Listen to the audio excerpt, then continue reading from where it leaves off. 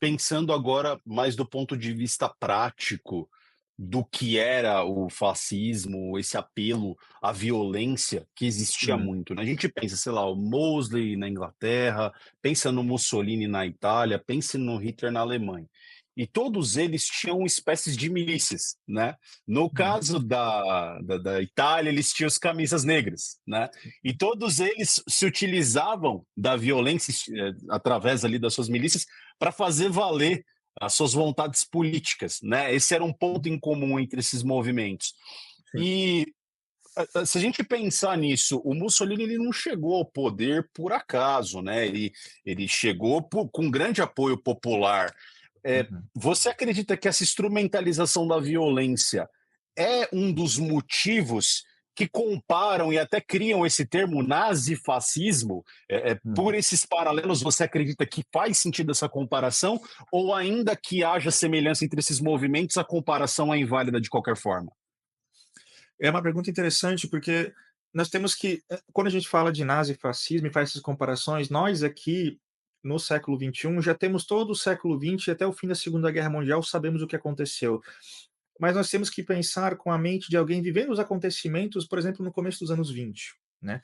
Sem essa retrospectiva confortável. Bem, naquela época, no começo dos anos 20, Benito Mussolini ele é apontado primeiro-ministro pelo Vittorio Emanuele, depois que ele faz a pressão com 100.000 pessoas em Roma, né? Partes deles da milícia, claro, né? Com a camisa preta, aquela marcha, né, em uníssono e tal. Essa estética, ela impressionou muita gente. Ela impactou o mundo no geral. Ela impressionou até mesmo o Ernest Holm, né, que depois faz os brown shirts no começo do partido nazi, né? E também ele inspira, por exemplo, os camisas verdes aqui no Brasil, né, dos integralistas e tal. Veja, a estética que Benito Mussolini joga no mundo é essa estética de uma força paramilitar política unida junto com o poder popular, digamos assim, para fazer mudanças radicais nas estruturas sociais do seu país. Não havia uma ideia de que o fascismo era uma ideologia ou tinha ideias, mas o fascismo era um movimento de massas, né, de jovens aguerridos e insatisfeitos para revolucionar, né, o seu país. A estética foi muito copiada. Foi aplicada lá na SA do Ernest Holm, por exemplo. Ernest Holm aceitava as ideias, por exemplo, de Gentili ou aceitava outras ideias de Mussolini? Óbvio que não. Né? Eles tinham as próprias concepções, muitas vezes racializadas, do que eles queriam ser no partido nazi. Mas eles sabiam que a estética de Mussolini, a força, a estrutura paramilitar era essencial para conquistar o poder. Eles aprenderam com o exemplo do Mussolini. Ao mesmo tempo que os nazistas também aprenderam com partidos marxistas como fazer militância. Então, o partido nazista pegou elementos de vários outros que eles viam como bem-sucedidos para aplicar eles mesmos, na verdade, né? Do mesmo modo, aqui no Brasil, a estética do Mussolini e dos camisas negras também teve sua influência para fazer esses movimentos nacionalistas. Então, assim, eu não acho que seja suficiente pegar apenas a estética, né, que foi popular ali até metade dos anos 20, depois os camisas negras eles são meio que aposentados pelo regime e eles só voltam na Segunda Guerra Mundial para aumentar a moral do italiano, né, porque depois o uniforme do Partido Nacional Fascista entra em voga e a camisa negra é aposentada, né? Então até metade dos anos 20 essa estética ela foi muito importante, influenciou muita gente, mas eu não diria que isso é suficiente para taxar todos esses movimentos de fascistas, porque de fato houve uma história diferente para o Partido Nacional Fascista, houve uma história diferente para o Partido Nacional Socialista, assim como para os integralistas, cada um com as suas ideias, cada um com seus motivos, sucessos e fracassos. Então eu acho que só a estética de um curto período ali dos anos 20 não é suficiente para fazer um enquadramento ideológico tão, né, aberto assim, eu diria. Uhum. Bem ponderada a sua resposta, até porque, assim, quando a gente pensa, né, que alguém chama alguém de nazi-fascista, assim como você chama, sei lá, uma pessoa de comunista ou de Uhum. socialista, exemplo, o socialismo e o comunismo, eles, digamos, eles são etapas distintas do mesmo processo, que Uhum. foi desenvolvido por Engels, por Marx. E a impressão que fica, pelo menos para mim, quando se chama alguém de nazi-fascista, é que esses movimentos seriam coesos também entre si, né? E Sim. é muito distinta, inclusive a fonte de ambos, apesar do Hitler ter admirado muito Mussolini, a gente sabe Uhum. hoje isso através das fontes Uhum. bibliográficas, mas quando a gente pensa exclusivamente no fascismo, quem é Benito Mussolini? Como ele chega ao poder da Itália? Uhum. Isso é interessante. Benito Almicare Andrea Mussolini, né, ele nasce em 1883, ele nasce 2 meses após a morte de Marx e 6 anos antes de Hitler e 13 anos depois de Lenin. Então ele é uma figura, muito é a figura talvez mais famosa da Itália, do século XX inteiro, provavelmente. Pro bem ou pro mal, ele é a figura que, né, tarimbou a Itália com seu jeito histriônico, o destino que ele levou ao país no século XX foi bem desastroso, né? E até hoje a ideologia que ele encabeçou, digamos assim, ainda é motivo de notícias toda hora, e tanto que nós estamos falando dela até hoje, no caso, né? Mesmo que ela é uma ideologia e uma prática, na minha opinião, defunta. Não há nenhum sistema no mundo depois que aplicou o que eles aplicaram na Itália desde então, e ainda estamos falando disso, né? Pro bem ou pro mal.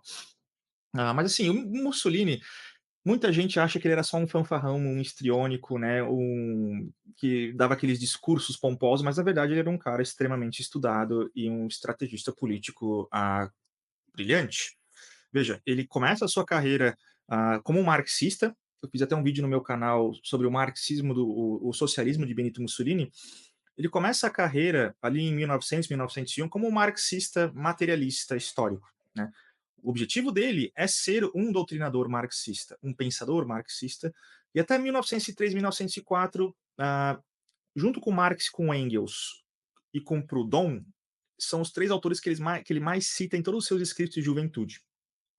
O primeiro livro que ele escreve, que é o Universo e a Divindade, é uma interpretação do universo sob a ótica histórica materialista do marxismo, né. Então ele tem uma tremenda influência do marxismo, porque o pai dele, o Alessandro, além de ser um ferreiro, era um desses revolucionários que passava, fugir de casa, fugir das suas obrigações familiares, deixava a mulher puta da vida, porque ele queria fazer militância e brincar de ser revolucionário pela Romanha, assim, e o filho, o Benito, admirava muito o pai por causa disso, né. O pai lia trechos da primeira tradução do Capital, que foi traduzido bem na época que Mussolini era jovem, e o Alessandro comprou a primeira tradução do Carlo Cafiero, e ele lia para o Benito Mussolini, né, antes de dormir, né, o Capital. E funcionava bem, imagina, né? Botava a criança para dormir rapidinho, uma chatice o Capital, na verdade, né? E o Mussolini, ele começa a sua vida de revolucionário marxista e ele vai mudando aos poucos com influências sindicalistas, com influências de teoria das elites, né? Ao ponto que mas tem que ter uma coisa em mente, ele era um notável escritor. Ele tinha um talento muito nato para a escrita e depois para a propaganda. Ele começa a se encontrar, na verdade, como um jornalista. Ele deixa essa ideia de ser um doutrinador, um homem de ideias, e passa a pensar a si mesmo como um jornalista, como a boca do partido, a voz do partido, e começa a tomar essa posição dentro do Partido Socialista Italiano. E ele é tão bem sucedido, né, com todas as suas habilidades, seu carisma natural, que é algo que não tem como explicar, as pessoas só são ou não são, e ele era carismático. Ele vai ascendendo no dentro do Partido Socialista Italiano, e em 1912, no Congresso do Reggio Emília, ele é eleito o líder do Partido Socialista Italiano, enquanto ele ainda era e manteve-se diretor do Avanti, que era o principal jornal do partido. Então ele virou o líder do partido e o editor oficial do principal jornal do partido em 1912. Isso, ele era relativamente jovem ainda. E veja, muita gente votou nele em quase unanimidade, pessoas como o Amadeo Bordiga, que depois vai ser e o Gramsci, fundadores do Partido Comunista Italiano, depois votam para Benito Mussolini. E aí chega a Primeira Guerra Mundial, no qual Mussolini ele é defrontado com algo que já vinha, né, criando uma pulguinha atrás da sua orelha, que era a questão do nacionalismo. Viu? Mussolini adorava o seu país. Ele adorava a Itália, adorava ser italiano, a língua italiana, adorava tudo do seu país. Então essa ideia de internacionalismo proletário, ele sempre teve um pouco de pulga atrás da orelha, ele ficava se questionando, né, se ocorresse o internacionalismo, o que da Itália seria preservado? Será que a Itália continuaria a ser um país? A gente teria a nossa cultura? Isso era uma coisa que sempre ficava meio inquieto na cabeça dele. E a Primeira Guerra Mundial meio que sela isso na decisão de que o internacionalismo proletário do comunismo é uma farsa, porque ele vê que os partidos marxistas europeus decidem apoiar seus próprios países na guerra. Eles apoiam que, por exemplo, o Partido Social Democrata do Karl Kautsky, que é o partido oficial da Segunda Internacional, apoia a entrada da Alemanha na guerra, apoia que proletários alemães vão matar proletários italianos às trincheiras. Aí Mussolini olha aquilo e fala: "Meu Deus, cadê o tal do internacionalismo se os caras que eram os cabeças do movimento marxista internacional estão aí defendendo que os alemães vão matar os italianos?". Aí Mussolini fala: "Não podemos deixar nossos conacionais italianos e morrer de graça na trincheira sem a gente fazer alguma coisa". E aí o Partido Socialista Italiano decide por manter-se neutro e expulsar Benito Mussolini. E aí ele vai para a guerra, ele vai para a trincheira, ele é ferido e lá ele tem uma experiência que, né, segundo ele, revoluciona a sua visão de mundo. E ele decide fazer, então, grupos para fazer um vago nacional-socialismo, um socialismo da nação italiana para a grandeza da nação italiana.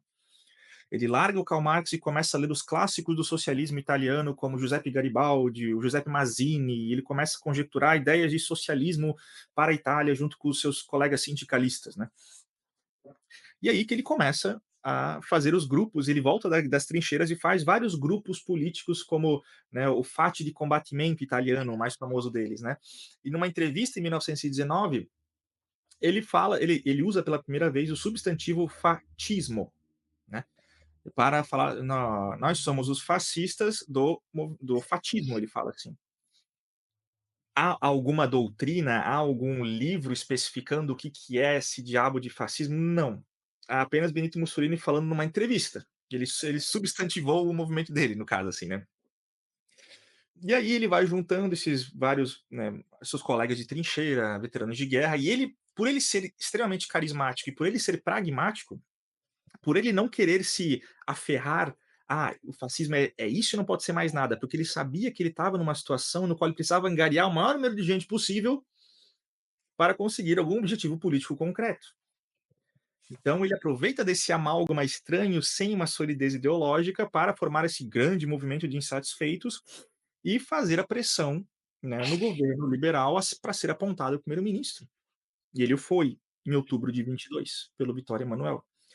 Então veja, mas o mais engraçado é que pessoas veem Benito Mussolini como um ditador.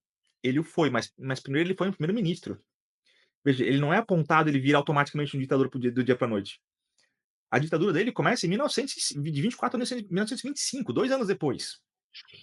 Nesse meio tempo, tinha todo esse movimento que já havia se tornado famoso, que era o fascismo dos fascistas, mas ninguém sabia exatamente o que que eles pensavam, o que que eles eram, não sei o quê, nem eles mesmos sabiam.